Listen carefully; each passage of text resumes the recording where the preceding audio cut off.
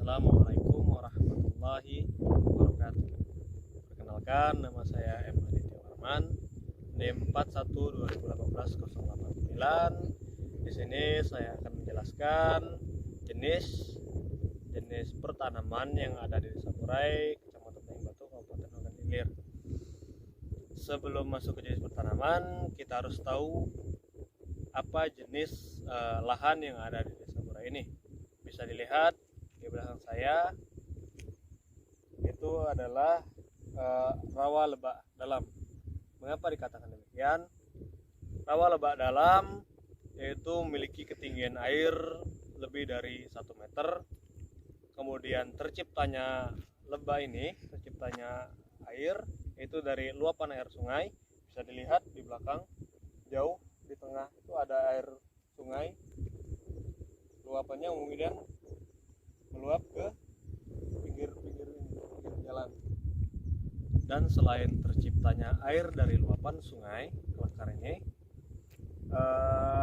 lebak dalam ini tercipta juga dari genangan air hujan yang membasahi lahan sehingga air menjadi naik mengapa terciptanya lebak dalam ini. Setelah itu saya akan menjelaskan pertanaman yang ada di Desa Burai, Kecamatan Tanjung Batu, Kabupaten Ogan Ilir ini. Baiklah, selanjutnya saya akan menjelaskan tentang pertanaman utama yang ada di Desa Burai, Kecamatan Tanjung Batu, Kabupaten Ogan Ilir. Yang menjadi pertanaman utama bagi petani Desa Burai adalah tanaman karet. Karet merupakan tanaman pohon yang tumbuh tinggi dan berbatang cukup besar. Tinggi pohon dewasa mencapai 15 sampai 25 meter. Batang tanaman biasanya tumbuh lurus, bercabang, dan tinggi. Daun karet terdiri dari tangkai utama dan tangkai anak daun. Panjang tangkai daun utama yaitu 3 sampai 20 cm. Panjang tangkai anak daun antara 3 sampai 10 cm. Pada ujung terdapat kelenjar. Biasanya ada 3 anak daun yang terdapat pada selai daun karet. Selanjutnya yaitu bunga karet terdiri dari bunga jantan dan bunga betina. Pangkal tenda bunga berbentuk lonceng, pada ujungnya terdapat 5 tajuh yang sempit. Panjang tandan bunga 4 sampai 8 mm. Bunga betina berambut field. Ukuran lebih besar dari yang jantan dan mengandung bakal buah yang baru. Selanjutnya yaitu biji karet. Biji karet terdapat di setiap ruang buah. Jadi jumlah biji biasanya 3, kadang 6, sesuai dengan jumlah ruang. Ukuran biji besar dengan kulit yang keras, warna coklat kehitaman dengan bercak-bercak berpola yang kias. Biji yang sering dijadikan mainan anak-anak desa. Ini sebenarnya sangat berbahaya jika dikonsumsi, karena mengandung racun yang sangat berbahaya bagi tubuh. Sesuai dengan sifat dikotilnya, tanaman karet memiliki perakaran tunggang dan akar ini mampu menumpang batang tanaman yang tumbuh tinggi dan memanjang ke atas. Desa Burai memiliki luasan yang dibilang cukup luas, yaitu 11 hektar. Dalam 11 hektar itu terbagi menjadi 30 hektar pemukiman warga, 1.100 hektar rawa-rawa, 3.000 hektar tanah perkebunan rakyat, 3 hektar tanah kas desa, 20 hektar areal perkantoran dan fasilitas umum dengan jumlah penduduk 1.116 jiwa dengan 356 kepala keluarga. Produksinya petani Desa Burai biasanya menghasilkan 40 kg getah lateks. Dalam proses penyadapan dilakukan selama 14 hari atau 2 minggu untuk luasan 1 hektar lahan karet. Untuk pemasarannya biasanya petani Desa Burai memasarkan langsung ke pengepul, yaitu di desa sebelah, Desa Sentul, dengan harga Rp10.000. Jadi dalam 2 minggu petani karet Desa Burai biasanya mendapatkan hasil pendapatan yaitu Rp400.000. selanjutnya saya akan langsung menjelaskan tentang pertanaman tunai atau cash crop. Kenapa saya langsung ke tanaman tunai? Sebab di desa saya tidak ditanami pertanaman pokok seperti padi. Dulu sempat pemerintah untuk membangun budidaya tanaman padi, bantuan dari pemerintah, tapi hasil yang didapat itu tidak sesuai dengan keinginan dan tingkat produksinya bisa dibilang gagal. Maka dari itu pemerintah lebih memfokuskan pada tanaman-tanaman karet, tanaman buah, bantuan pupuk dan segala macam. Saya akan menjelaskan tanaman tunai, pertanaman tunai. Bisa dilihat di belakang saya ada tanaman kelapa.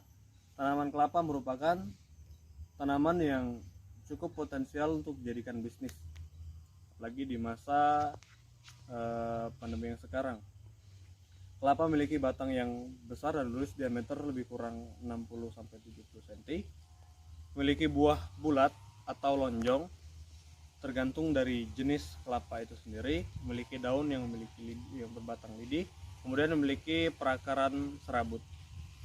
Kelapa biasanya dibeli langsung oleh para pencari kelapa atau orang-orang yang ingin mengadakan hajatan.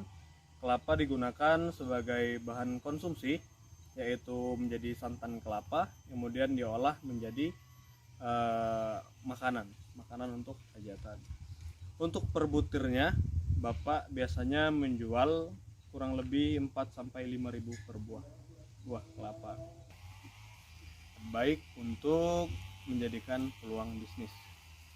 Selain buah kelapa, biasanya para pedagang juga mencari buah kelapa yang muda, kelapa segar, untuk dijajakan di tempat-tempat wisata yang ada di Desa Burai. Untuk harga satuan itu sekitar 5-6 ribu, lebih mahal dari kelapa tua. Juga ada tanaman pisang yang ada di sekitar kita untuk dijadikan peluang bisnis. Biasanya Bapak menjual langsung ke orang-orang, dan juga ada yang kadang dibagikan dengan tetangga. Yang terakhir adalah pertanaman peluang. Pertanaman peluang yang ada di sekitar perkarangan rumah saya adalah tanaman sirih. Tanaman sirih merupakan tanaman hasil Indonesia. Kemudian tumbuhnya merambat dan bersandar langsung, biasanya pada pohon dan juga pada dinding rumah seperti yang di belakang. Tanaman sirih biasanya digunakan untuk pengobatan. Salah satunya adalah ketika hidung berdarah atau mimisan, sumbat menggunakan daun sirih supaya menghentikan pendarahan yang ada di hidung. Kemudian biasa juga digunakan oleh para orang tua untuk memperkokoh gigi dengan menggunakan sirih, kemudian dicampur dengan kapur, kemudian dengan buah pinang, setelah itu dimakan, dikunyah. Tanaman sirih tergolong tanaman herbal yang sangat bermanfaat untuk tubuh dan juga untuk lingkungan. Saya akan menunjukkan tanaman lain selain tanaman sirih, tanaman peluang, yaitu tanaman bidara.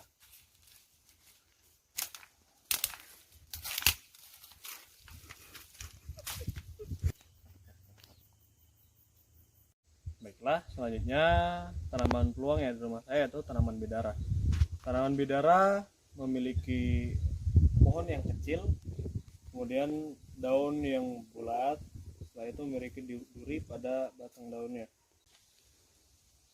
Daun bidara ini bisa digunakan untuk mengobati kolesterol, asam lambung, dan juga daun bidara ini biasanya digunakan oleh para ustadz, para kiai untuk meruqyah, untuk sebagai bahan ruqyah atau pengusir jin dari rumah. Makanya Rasul SAW mensunahkan kita untuk menanam pohon bidara di pekarangan rumah. Itu saja hasil penjelasan. Mungkin itu saja yang bisa dapat saya sampaikan. Lebih dan kurang saya mohon maaf. Pada Allah saya mohon ampun. Billahi fisabil haq fastabiqul khairat. Nasrul minallahi wa fatan qarib. Wabasyiril mu'minin. Assalamualaikum warahmatullahi wabarakatuh.